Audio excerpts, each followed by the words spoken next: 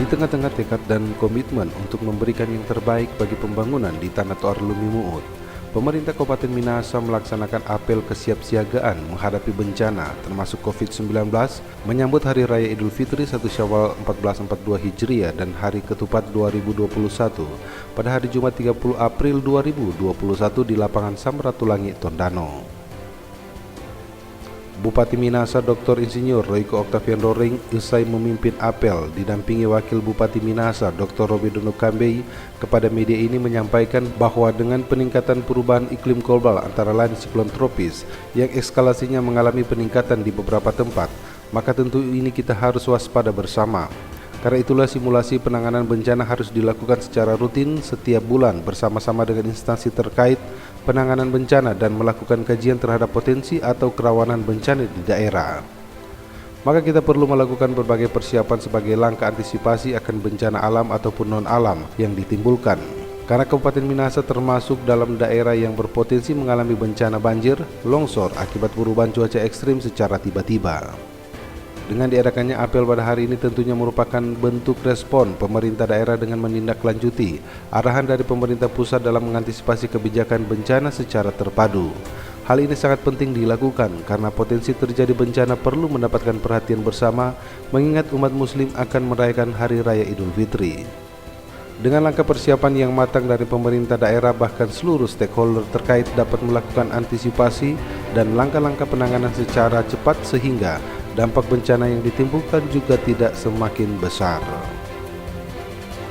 Karena itu dilanjutkan Bupati yang menjadi kunci pelaksanaan di lapangan tentunya sinergitas dari seluruh elemen masyarakat, pemerintah daerah, TNI Polri dan LSM atau organisasi kepemudaan.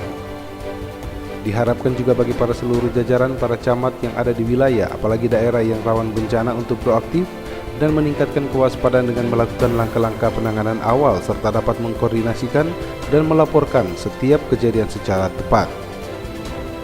Selanjutnya menindaki arahan Presiden Republik Indonesia Joko Widodo dalam rapat koordinasi kepala daerah beberapa hari yang lalu mengenai perkembangan pandemi COVID-19 yang juga dalam waktu dekat akan memasuki Hari Raya Idul Fitri, maka tentu perayaan Idul Fitri silaturahmi tetap memperhatikan protokol kesehatan. Demikian halnya liburan Idul Fitri harus sama-sama diantisipasi, terutama di tempat wisata, restoran, dan tempat berkumpulnya masyarakat agar tidak menimbulkan klaster baru penyebaran COVID-19.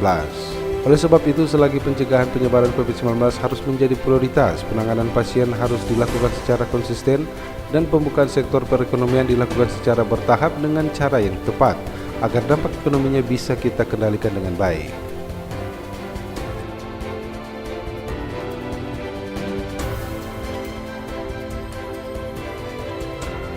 Kita melaksanakan apel siaga bencana ini dalam rangka juga memperingati hari kesiapsiagaan, dan tadi juga kita sudah menginstruksikan dilanjutkan lagi di kecamatan. Kesiapsiagaan ini sangat penting.